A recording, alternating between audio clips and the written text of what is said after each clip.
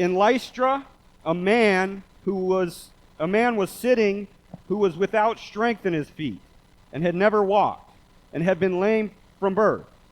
He listened as Paul spoke. After looking directly at him and seeing he had faith to be healed, Paul said in a loud voice, "Stand up on your feet." And he jumped up and began to walk around. When the crowd saw what Paul had done, they shouted, saying in the Lycaonian language, "The gods have come down to us in human form." Barnabas they called Zeus, and Paul Hermes, because he was the chief speaker. The priests of Zeus, whose temple was just outside the town, brought bulls and wreaths to the gates because he intended with the crowds to offer sacrifice. So there's these local folklores about Zeus and Hermes. And I remember reading about him before I became a Christian, the Hermes guy. Hermes was like the speaker. So what happened is they see this miracle. The guy, the lame man, they heal him. They know this local folklore that Zeus and Hermes sometimes come disguised as humans, and they go, "The gods are here with us. These guys are Zeus and Hermes." And so they start gathering up things to offer them sacrifice and to worship them. And here's what happens next. The apostles, Barnabas and Paul, tore their robes when they heard this and rushed into the crowd shouting, "People, why are you doing these things? We are people also just like you.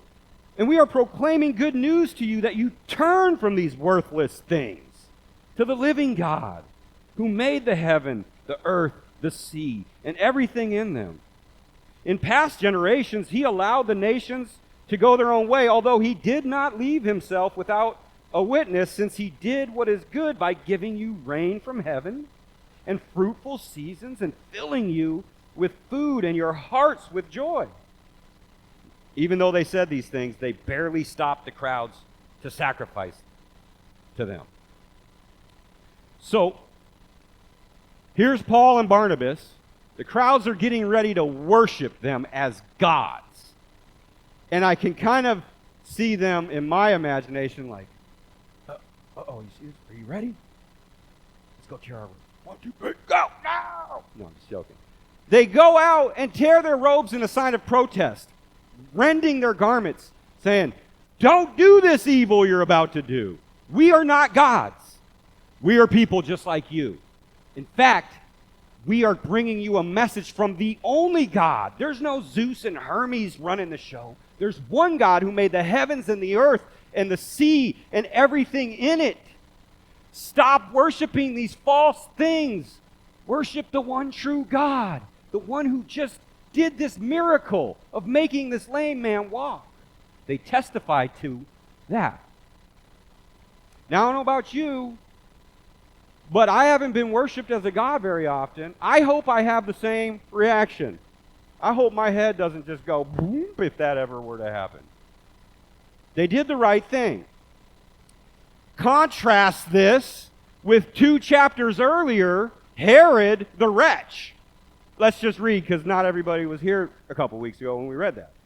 Herod speaks this message that just wows the people, and they think he's a god, and he doesn't deflect the glory to God like they just did. And let's see what happens. The assembled people began to shout about Herod.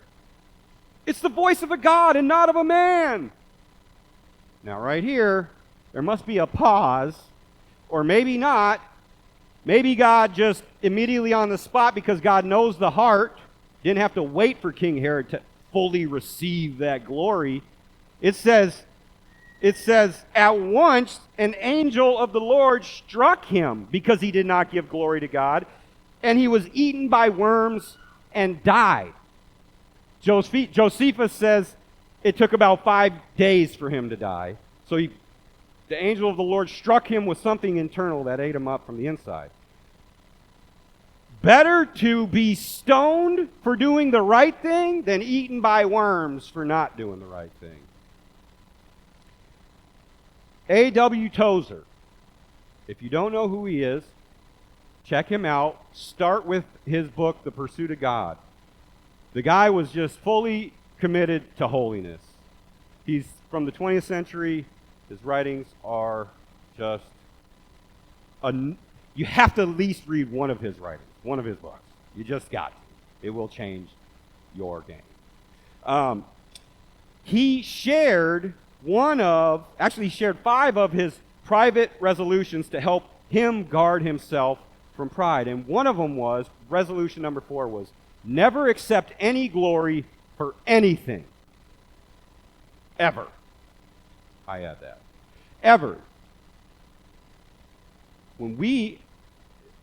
God has given us each gifts. And as we've grown, we've honed those gifts and we've perfected those gifts and we've gotten better. But those gifts are from God. So, like, I remember a friend of mine in the ministry, Pete Monday, who's about as good a musician as I've met. Straight up, this guy can lead with many instruments, like Kayla. And one day after church, I said, dude, you rocked it. It wasn't a regular church. It was like a special service. I said, dude, you rocked it. He said, whoa. He said, glory to God then. And I was like, it just caught me off guard. And I'll admit, it rubbed me the wrong way. Because I'm like, I'm just trying to give you some props. But it never left me. And it was like, you know what? That is the absolute only response we should have for people when they are giving us that kind of praise. Not me, God. If that blessed you in some way, if you thought that was awesome, that's because God. That's never accept glory for anything. Great leaders are humble leaders. I love leadership stuff, but so prideful leaders, that seeps downstream into any organization. Humble leader, it takes a humble leader to be a great leader.